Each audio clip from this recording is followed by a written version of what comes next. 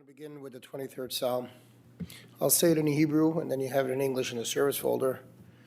Mizmor LeDavid, Adonai lo yachzor, ben ezdeshe yarbitzenu, amei minichrot yana aleinu, nafshi yishaveh v'anchenu b'maglei tzedek l'man shemo, gam ki elech b'geitz ha'mavat lo yirera, ki ate emadi, shiftecha meshantecha, heimu yinachamoni, taroich lifonai shelcha neged tzedai, tishanta b'shem ereshi kosi rivaya, ach tov v'chesed yudifinu kol yomai chayai, v'shavti b'veis Adonai lo yirach yomim.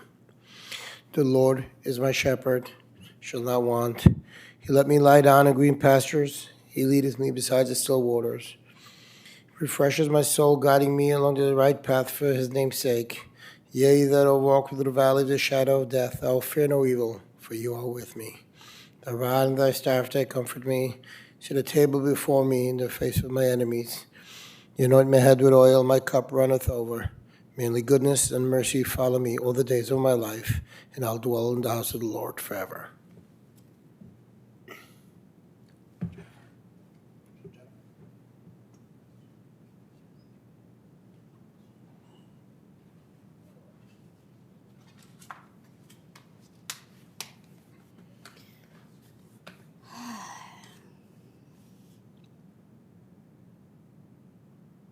I'll try to hold it together. Okay. All right. There are so many things I want to say, but that would take me 3 days. So I just tried to pick out a few things, some good memories. And I just want to start by saying the love that I have for my dad.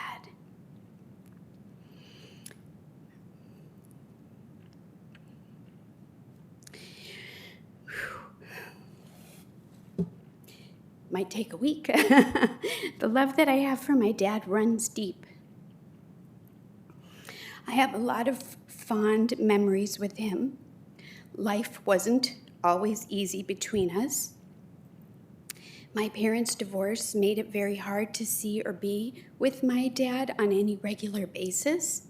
So there were many years we would go without contact, and no matter what, I always longed to be with him. He loved to travel, and he studied in Italy to get his medical degree, and that is where I was conceived. He was a simple man.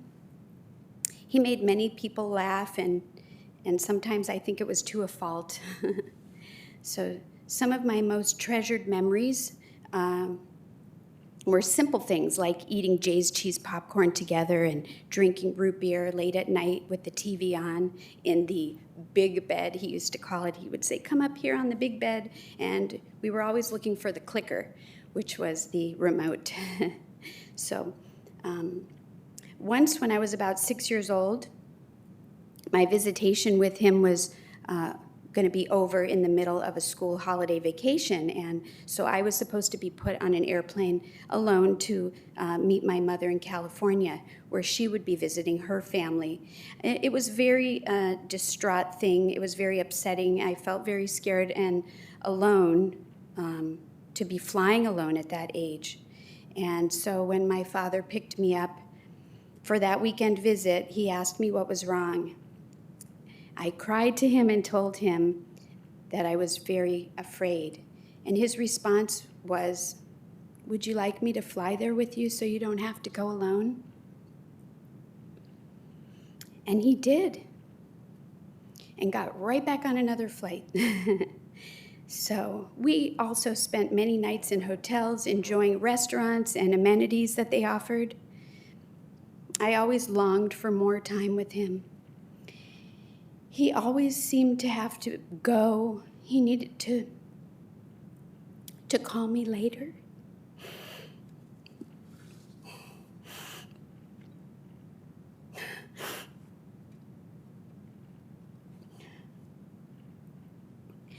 But I still longed for more time.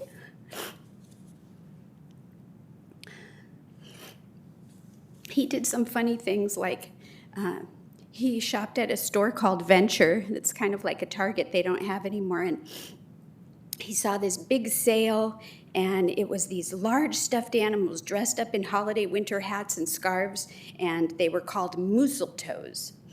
And so he decided to buy all of them in the whole store. He filled his entire trunk, and every time we stopped somewhere, he would open the trunk when he was meeting friends or people, and he would say, "Here, have a mistletoe. They were on sale." Our family still has one.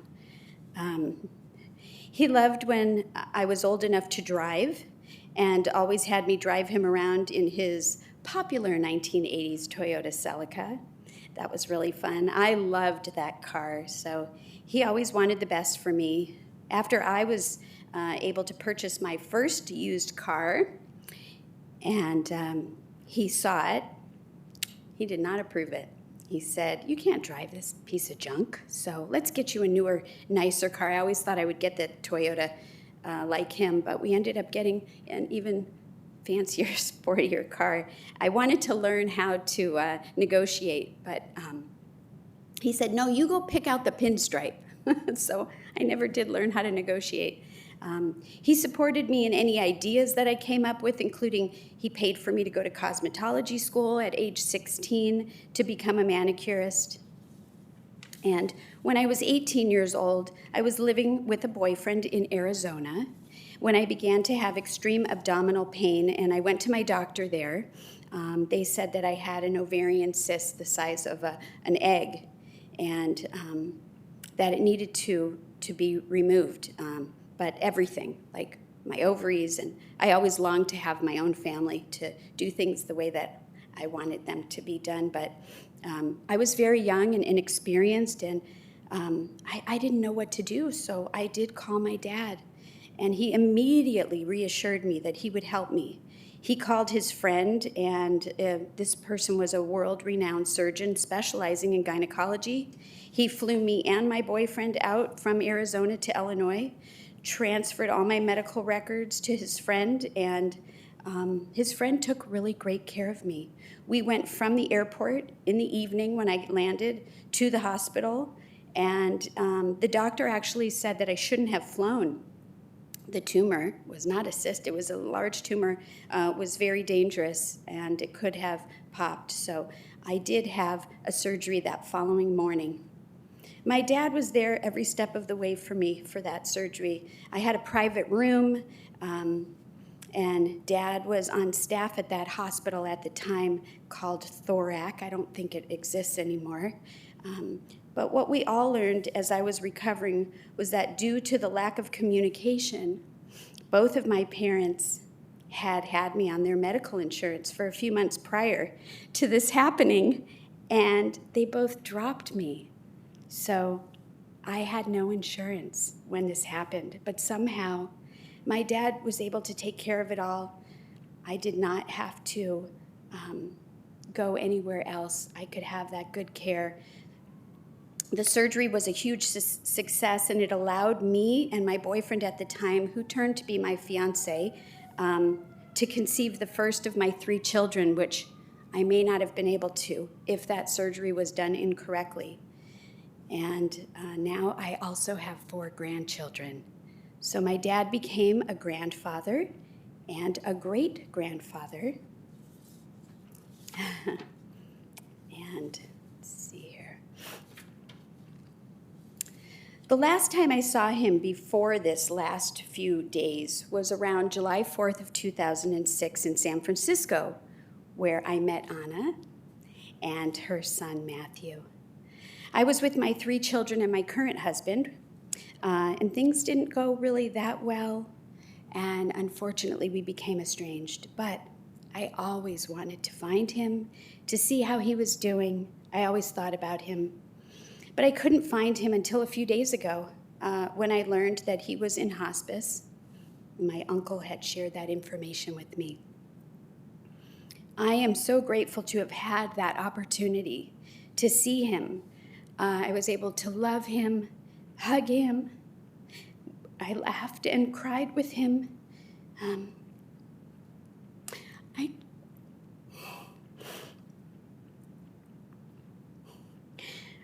I told him I forgive him, and I hope that he forgives me. I shared some memories that I remember. We played music in the hospital for him. And we even got to celebrate his 90th birthday with decorations before he so gracefully passed.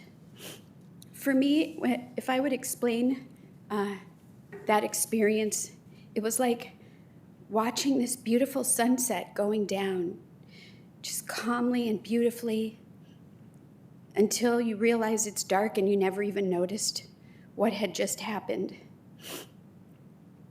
I will miss my dad and all he stood for. I'm so happy he's not in any more pain. He was my imperfect, perfect dad. And I wish him everlasting peace. I know we'll meet again in the next life. And until then, I'll continue to share my life with him through spirit. And I love you, Daddy. So thank you for letting me share.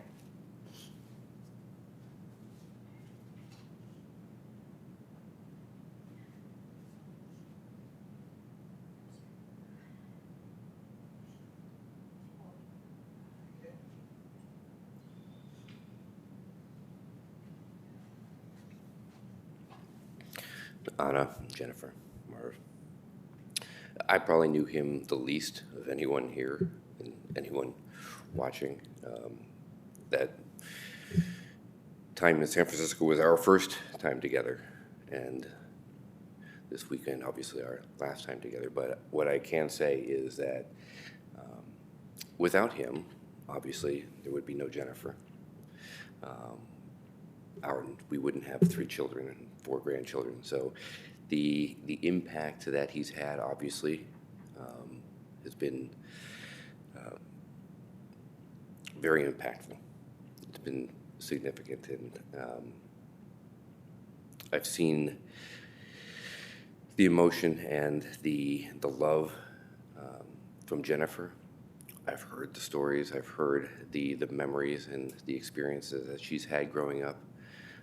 And so, I thank him for that as well. And, I wish him peace.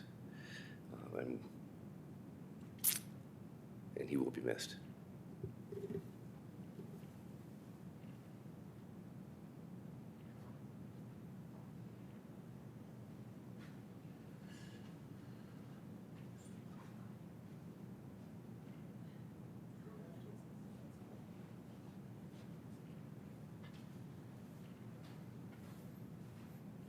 Jennifer Marvin, hi.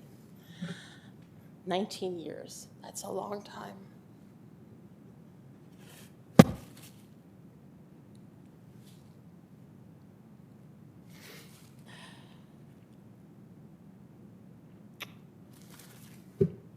We've had lots of adventures. We had lots of adventures together. He, at one point, enjoyed going on cruises, and that was something he just always wanted to do. He enjoyed someone taking care of him, because he was the type of person that took care of everyone else. He was always very kind and compassionate and generous to people. And what I admire about him was the patience and love that he gave to his patients. He would always take time for them. Even when he had such a busy schedule, he would always take time for them. And the time that he gave to other people is just precious to me. And I've always admired that and watching him interact with them. And he was always available for advice or a joke when you're not feeling well, or, he was always there for people. And that means a lot. And he was always there for me, for sure. And we were always there for each other. Yeah, for sure. He's had a major impact on my life. 19 years is a long time, so I think back on so many things, and it was very difficult as his dementia progressed. And There were times that as he started to lose his speech, he would be embarrassed to talk. And I would just tell him, it's fine. Say whatever you need to say, and I'll know the rest. I'll automatically know the rest. It was difficult for him. Being a doctor, he understood what was happening to himself, but he didn't want anyone else to be worried or bothered about him.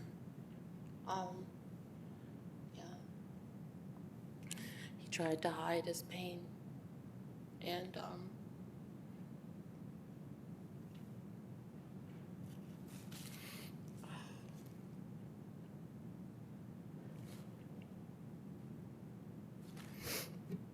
he was such a good person. I will truly miss him very much, and his jokes, and I loved him very much. It was a long time. So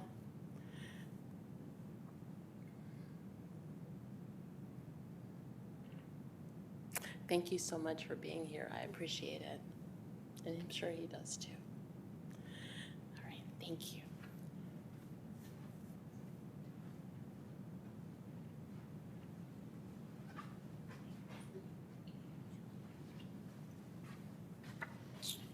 Please rise for the concluding prayer. El Molay Rachamim Shechem Bamramim, Hamtsei Menucha Nachona Tachas Kanfei Shechina, Be'emalot Kedoshim Toharim Kazor Anakia Mazirim Lunishmas, Dr. Alvin Ben Albert Shalach Lolamo, Bavish Aten Tzedakah Bataskash Nishmaso, Began Eidan Temin Echato, Lechen Balarachmim Yasideu B'Sesek Anafav Lolamim, V'yitzor B'tzor Chaim Es Nishmaso, Adonai Hu Nachlato, V'yinuch B'Shlom HaMishkavo, V'Namar Amen. O God, full of compassion, thou dwellest on high, grant perfect rest beneath the sheltering wings of thy presence among the holy and pure, who shine as the brightness of the firmament unto the soul of Dr. Alvin Goldberg, who is gone unto eternity. Lord of mercy, bring him under the cover of thy wings, and let his soul be bound up in the bond of eternal life. Be God's possession, and may he repose in peace, and let us say, Amen. The interment will take place at Waldheim Cemetery. We'll be lining up right in front of the chapel. We'll be placing a magnetic flag on your vehicle. We also have your headlights and hazard lights on while we go in procession.